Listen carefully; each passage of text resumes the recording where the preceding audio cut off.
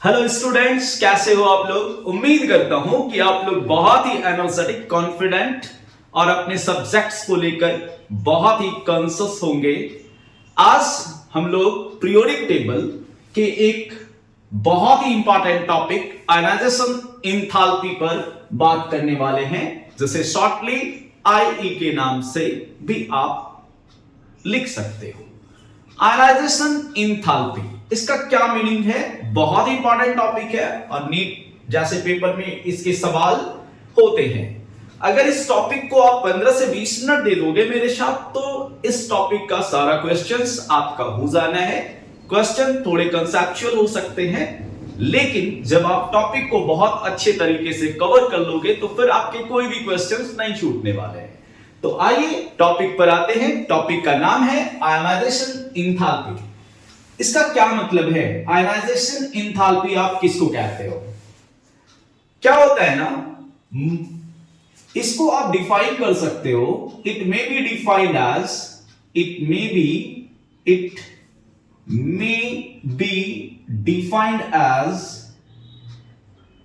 defined as the minimum amount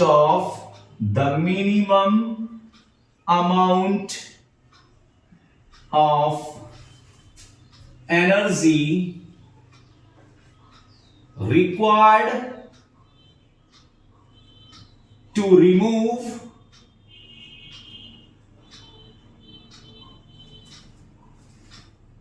loosely bound electron from gaseous isolated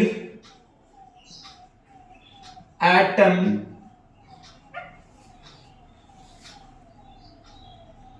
from ground state। देखो, definition बहुत importance रखता है किसी भी टॉपिक को बहुत अच्छे से समझने के लिए। देखो यहां पर क्या है ना, minimum amount of energy required to remove loosely bound electron from gaseous isolated का मतलब होता है अकेला। Gaseous isolated atom from ground state, from its ground state. देखो बच्चों, क्या होता है ना कि जब किसी एटम के आउटर शेल से इलेक्ट्रॉन को निकालना होता है तो इस दौरान भी एनर्जी की जरूरत होती है, एनर्जी का रिक्वायरमेंट होता है। और इलेक्ट्रॉन कौन सा इजीली निकलेगा? कौन से इलेक्ट्रॉन इजीली निकलेंगे? जो इलेक्ट्रॉन लूजली बाउंड होंगे। लूजली बाउंड इलेक्ट्रॉन जो होंगे वो आउटर शेल से इजीली रिमूव होंगे। क्योंकि आप देखो कि अगर ये न्यूक्लियस है, न्यूक्लियस के चारों ओर आप जानते हो ऑर्बिट्स होते हैं जिसमें इलेक्ट्रॉन्स रिवॉल्व करते हैं। अगर मैं बोलूं कि यहां से मुझे इलेक्ट्रॉन्स निकालना है तो ये वाले इलेक्ट्रॉन्स को निकालने के लिए हमें ज्यादा एनर्जी प्रोवाइड करनी होगी। क्यों ज्यादा एनर्जी प्रोवाइड करनी होगी? क्योंकि ये जो है ना न्यूक्लियस के काफी करीब है, जिस कारण न्यूक्लियर फोर्स उस इलेक्ट्रॉन पे बहुत ज्यादा लगता है और इसलिए इस इलेक्ट्रॉन्स को निकालने के लिए हमें बहुत ज्यादा एनर्जी की जरूरत होगी। इसलिए जब हम बात करते हैं कि आयनाइजेशन एंथैल्पी क्या है, तो बोलते हैं कि लूजली बाउंड इलेक्ट्रॉन कहां पर होंगे? तो ये आउटर शेल में जो भी इलेक्ट्रॉन्स होंगे वो लूजली बाउंड इलेक्ट्रॉन्स होंगे, जिस पर न्यूक्लियस का अट्रैक्टिव फोर्सेस बहुत अच्छे तरीके से नहीं लग पाता है। तो ये वाला इलेक्ट्रॉन्स को निकालना क्या होगा? इजी होगा। और इस इलेक्ट्रॉन्स को निकालने में जो मिनिमम अमाउंट ऑफ एनर्जी की जरूरत होगी उसी को आप क्या कहोगे? आयनाइजेशन एनर्जी कहोगे। तो बात क्लियर हो रही है कि अगर आप किसी भी एटम के आउटर शेल से आइसोलेटेड गैसियस आइसोलेटेड फॉर्म के आउटर शेल से इलेक्ट्रॉन को निकालते हो तो वहां पर जो एनर्जी रिक्वायर्ड है उस एनर्जी को आप क्या कहते हो? आयनाइजेशन एंथैल्पी, शॉर्टली आईई बोलोगे। अब देखो यहां पर मान लेते हैं कि मेरे पास कोई भी एटम है, मैं मान लेता हूं ए है। अब ए एटम्स के आउटर शेल में अगर कोई इलेक्ट्रॉन है, मान लेते हैं एक इलेक्ट्रॉन है, दो इलेक्ट्रॉन है, कुछ भी है, तो इस आउटर शेल से अगर एक इलेक्ट्रॉन को निकाल रहे हैं तो इस मेटल पर कैसा चार्ज आएगा? ए प्लस चार्ज आएगा। तो मेटल पर कैसा चार्ज आया? Positive charge. तो यहां पर से जो इलेक्ट्रॉन्स निकला, इसके लिए जो एनर्जी रिक्वायर्ड है उस एनर्जी को आपने क्या कहा? Ionization enthalpy. और इसी को आप लोग डेल्टा आई एच बोल सकते हो, जिसका वैल्यू x किलोजूल पर मोल आप लिख सकते हो, क्योंकि आयनाइजेशन एंथैल्पी की यूनिट होती है किलोजूल पर मोल। तो अगर किसी भी आइसोलेटेड गैसियस एटम से इलेक्ट्रॉन्स का रिमूवल होता है तो उस दौरान जो एनर्जी रिक्वायर्ड है उस एनर्जी को आप क्या कहते हो? आयनाइजेशन एनर्जी कहते हो, जिसका यूनिट है किलोजूल पर मोल। अब बच्चों एक बात आता है कि मान लेते हैं कि हमारे पास कोई एटम है लाइक सोडियम, तो सोडियम 11 होता है, तो 2 8 और क्या लिखते हो? 1। तो ये जो 1 इलेक्ट्रॉन इसके आउटर शेल में है ना, इस 1 इलेक्ट्रॉन के रिमूवल के लिए भी क्या चाहिए? आयनाइजेशन एनर्जी चाहिए। और ये जो इलेक्ट्रॉन है ये इजीली निकल जाए। क्यों इजीली निकल जाएगा? क्योंकि ये आउटर शेल में है, लूजली बाउंड शेल कहलाता है। तो यहां से इलेक्ट्रॉन निकलेगा और सोडियम पर पॉजिटिव चार्ज हो जाएगा। आप पहले से भी जानते हो कि अगर कोई मेटल इलेक्ट्रॉन को लूज करता है तो मेटल पर पॉजिटिव चार्ज आता है और metal get converted into cation, है ना? तो ये 2 and 8 ऐसा लिख सकते हो। लेकिन बच्चों कि मान लेते हैं कि कोई एल्युमिनियम आप ले लेते हो, एल्युमिनियम लेते हो, एलिमेंट्स जिसका एटॉमिक नंबर 13 है, तो K में 2 इलेक्ट्रॉन, 8 and 3 इलेक्ट्रॉन। ये जो एल्युमिनियम है इससे मान लेता हूं कि एक इलेक्ट्रॉन अगर निकल जाए इसके आउटर शेल से तो Al पर प्लस चार्ज हो जाना है। और फिर ये देखो 2 8 and 2 है, जब इसके आउटर शेल में 2 इलेक्ट्रॉन है तो फिर यहां से एक इलेक्ट्रॉन निकल जाना है और एल्युमिनियम पे फिर क्या हो जाना है? Al3 प्लस, सॉरी 2 प्लस, क्योंकि एक ही इलेक्ट्रॉन निकाले हो 2 प्लस, है ना? और यहां से फिर एक इलेक्ट्रॉन अगर निकल आए तो एल्युमिनियम पर Al3 प्लस हो जाना है। तो देखो जब इलेक्ट्रॉन्स निकल रहा है तो ये देखो IE1 है, ये क्या है? IE2 है, और ये क्या है? IE3 है। तो एक बात आपको ध्यान में रखना है कि जब इलेक्ट्रॉन्स आउटर शेल से निकलता है तो first electron, second electron and third electron and many mores, जब इस ऑर्डर में इलेक्ट्रॉन निकलते हैं तो इसे हम लोग सक्सेसिव आयनाइजेशन एनर्जी कहते हैं, इंथैल्पी कहते हैं, आयनाइजेशन इंथैल्पी कहते हैं, है ना? सक्सेसिव आयनाइजेशन इंथैल्पी कहते हैं। अब बच्चों बात करते हैं कि ये जो आयनाइजेशन इंथैल्पी है ये किस पर डिपेंड करती है, कौन कौन से फैक्टर्स हैं जो आयनाइजेशन इंथैल्पी को अफेक्ट करते हैं। तो बात करेंगे factors which affect ionization enthalpy, है ना? अभी बात करनी है factors on which ionization energy depends. तो इसमें जो सबसे पहला फैक्टर है वो है एटॉमिक साइज। Atomic size. अब बोलोगे सर एटॉमिक साइज कैसे अफेक्ट करता है आयनाइजेशन इंथैल्पी को या आयनाइजेशन एनर्जी को? तो देखो बच्चों क्या होता है ना कि जब साइज बढ़ रहा होता है, साइज बढ़ रहा होता है तो क्या होता है कि जैसे कि न्यूक्लियस है, न्यूक्लियस से ऑर्बिट्स का डिस्टेंस बढ़ रहा होता है, दैट मींस साइज बढ़ रहा है। तो देखो न्यूक्लियस का जो इफेक्ट है, न्यूक्लियस का जो इफेक्ट है आउटर शेल के इलेक्ट्रॉन्स पर, न्यूक्लियस का जो इफेक्ट है आउटर शेल के इलेक्ट्रॉन्स पर वो डिक्रीज होने लगता है ना? जिस कारण साइज के बढ़ने से आयनाइजेशन एनर्जी क्या होता है? डिक्रीज हो जाता है। तो जब हम लोग एटॉमिक साइज और आयनाइजेशन इंथैल्पी को रिलेट करेंगे तो आयनाइजेशन इंथैल्पी डिक्रीज होगा जब एटॉमिक साइज क्या होगा, इंक्रीज होगा। दैट मीन्स हम कह सकते हैं कि आयनाइजेशन इंथैल्पी रेसिप्रोकल होता है एटॉमिक साइज के। Reciprocal that means inversely proportional होता है। तो यहां पर हम लोग लिख सकते हैं कि ये जो आयोनाइजेशन इंथैल्पी है, आयोनाइजेशन इंथैल्पी, जिसको शॉर्टली आप आईई भी बोल सकते हो, आयोनाइजेशन इंथैल्पी ये क्या होता है ना, ये इनवर्सली प्रोपोर्शनल होता है इसके एटॉमिक साइज के। एटॉमिक साइज अगर इंक्रीज होगा तो आयोनाइजेशन इंथैल्पी क्या होगा, डिक्रीज होगा। तो जैसे जैसे साइज इंक्रीज होगा आयोनाइजेशन इंथैल्पी डिक्रीज होगा। साइज के इंक्रीज होने से आईई क्या होगा, आईई डिक्रीज होगा। और अगर मान लेते हैं कि साइज डिक्रीज हो रहा है, साइज डिक्रीज हो रहा है, छोटा होता जा रहा है एटॉमिक साइज, तो न्यूक्लियस का इफेक्ट आउटर शेल के इलेक्ट्रॉन पर बढ़ जाएगा, जिससे वो टाइटली बाउंड हो जाएगा और आयनाइजेशन एनर्जी क्या हो जाएगा, ऑफ कोर्स बढ़ जाएगा, काफी बढ़ जाएगा, है ना। आयनाइजेशन एनर्जी क्या होगा, बढ़ जाएगा। जब साइज डिक्रीज होगी तो आयनाइजेशन एनर्जी क्या होगी, बढ़ जाएगी, क्योंकि इलेक्ट्रॉन वहां से निकलना डिफिकल्ट हो जाएगा। दूसरा फैक्टर है बच्चों न्यूक्लियर चार्ज, न्यूक्लियर चार्ज और effective nuclear charge, nuclear charge या फिर effective nuclear charge.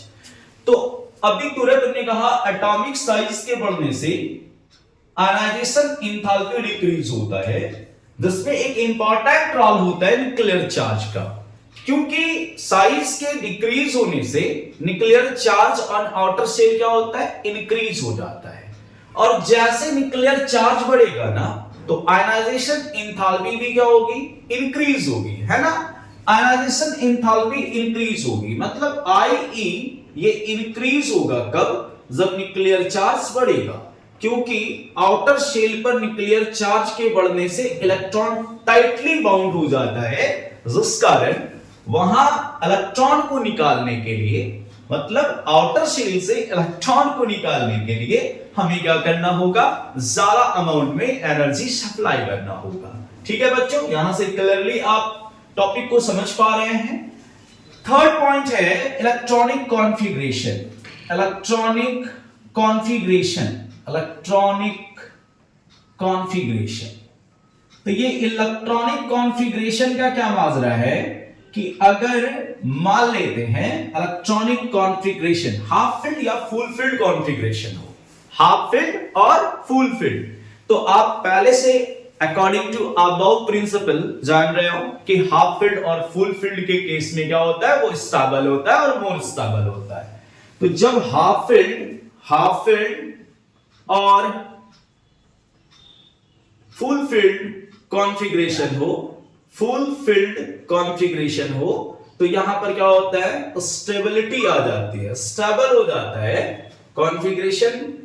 Half field या फुल फील्ड हो तो वो स्टेबल कॉन्फ़िगरेशन कहलाता है। और जब स्टेबिलिटी आ जाएगी, जैसे कि आप देखते हो कि अगर समाज में कोई लोग है और वो बहुत ही रिचेस्ट है, दैट मींस रिच पर्सन है, तो समाज में उसकी स्टेबिलिटी क्या होती है, ज्यादा होती है।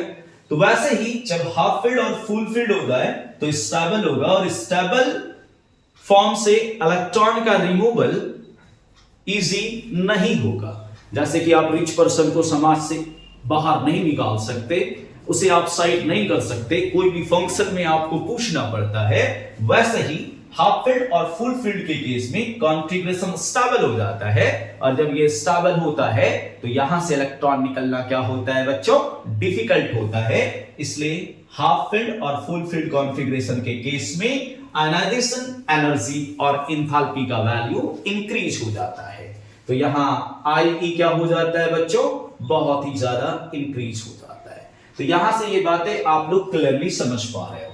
अब देखो बच्चों क्या होता है ना कि यहां पर और भी फैक्टर्स हैं, जैसे पेनिट्रेशन इफेक्ट है और स्क्रीनिंग इफेक्ट है। तो स्क्रीनिंग इफेक्ट के कारण भी क्या होता है, स्क्रीनिंग इफेक्ट अगर बढ़ता है तो आयनाइजेशन एनर्जी वहां भी अफेक्ट होती है। होता क्या है ना स्क्रीनिंग इफेक्ट में कि जब इनर सेल में इलेक्ट्रॉन्स बढ़ेंगे, जैसे कि ये कोई एटम है, एटम के पास न्यूक्लियस के अराउंड ऑर्बिट्स हैं और इस इनर सेल में क्या होता है ना, इलेक्ट्रॉन्स के नंबर बढ़ जाए, इलेक्ट्रॉन्स के नंबर बढ़ जाए, है ना। तो ये आउटर सेल के इलेक्ट्रॉन्स को क्या करता है, इसका जो इलेक्ट्रॉन है वो आउटर सेल के इलेक्ट्रॉन्स को रिपेल करता है, और रिपेल जब करता है तो न्यूक्लियस का इफेक्ट आउटर शेल के इलेक्ट्रॉन पर क्या हो जाता है, डिक्रीज हो जाता है। इसलिए कहते हैं कि स्क्रीनिंग इफेक्ट के बढ़ने से न्यूक्लियर स्क्रीनिंग इफेक्ट के बढ़ने से nuclear energy, nuclear charge outer shell के इलेक्ट्रॉन पर डिक्रीज हो जाता है, जिस कारण वो आउटर शेल के इलेक्ट्रॉन लूजली बाउंड हो जाते हैं, इसलिए आयनाइजेशन एंथैल्पी का वैल्यू वहां डिक्रीज हो जाता है। क्या बताया मैंने कि अगर इनर सेल में इलेक्ट्रॉन्स के नंबर बढ़ेंगे तो आउटर सेल के इलेक्ट्रॉन्स क्या होंगे, बहुत ज्यादा रिपेल होंगे, और जब ये इलेक्ट्रॉन रिपेल होंगे तो न्यूक्लियस का इफेक्ट आउटर शेल के इलेक्ट्रॉन पर क्या होगा, घट जाएगा, डिक्रीज हो जाएगा, जिस कारण आयनाइजेशन एंथैल्पी भी क्या होगी, डिक्रीज हो जाएगी। तो स्क्रीनिंग इफेक्ट अगर बढ़ता है इनर सेल का, स्क्रीनिंग इफेक्ट अगर बढ़ता है, इफेक्ट अगर इंक्रीज होता है तो क्या होगा, आयनाइजेशन एनर्जी क्या होगी, आयनाइजेशन एनर्जी डिक्रीज होगी। क्लियर है। एक इफेक्ट और है penetration effect, penetration effect, penetration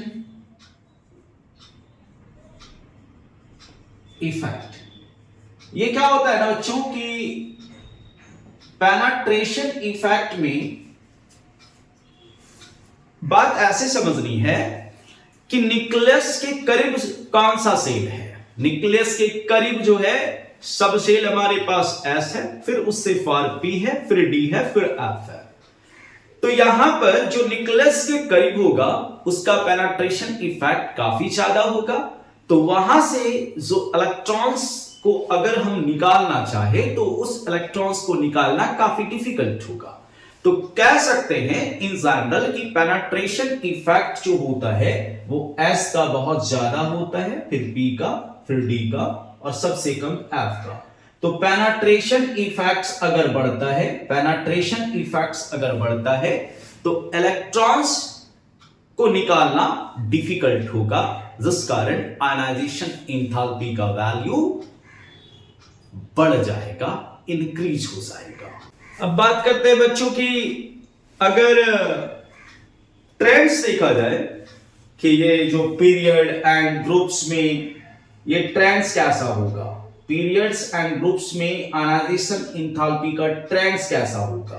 तो बच्चों ध्यान रखोगे कि अगर आप लेफ्ट टू राइट जाते हो पीरियड में, ये पीरियड है, इन पीरियड अगर आप लेफ्ट टू राइट जाते हो पीरियड में तो क्या होना है ना, साइज इधर क्या होगा, साइज डिक्रीज होगा, आप पहले से जान रहे हो, और साइज डिक्रीज होगा तो आयनाइजेशन एनर्जी क्या होगी, इंक्रीज होगी, है ना। वही बात है जब आप टॉप टू बॉटम आते हो, टॉप टू बॉटम ग्रुप में आते हो, इन ग्रुप अगर आप टॉप टू बॉटम ग्रुप में आते हो तो साइज क्या हो रहा होता है, बढ़ रहा होता है, साइज इंक्रीज हो रही होती है।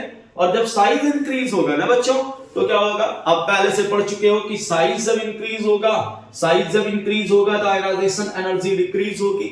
ऐसा इसलिए होता है क्योंकि साइज के इंक्रीज होने से आउटर सेल पर न्यूक्लियस का effect, that means nuclear effect क्या हो जाता है, डिक्रीज हो जाता है। तो साइज के इंक्रीज होने से आयनाइजेशन एनर्जी क्या हो जाएगी, डिक्रीज हो जाएगी। तो बच्चों यहां तक आप लोग क्लियर हो। उसके बाद और भी जो फैक्टर्स हैं इससे रिलेट्स करके आप जो भी कॉन्सेप्चुअल क्वेश्चंस होंगे उसे सॉर्ट आउट कर सकते हो, सॉल्व कर सकते हो। आज के लिए इतना ही, थैंक यू।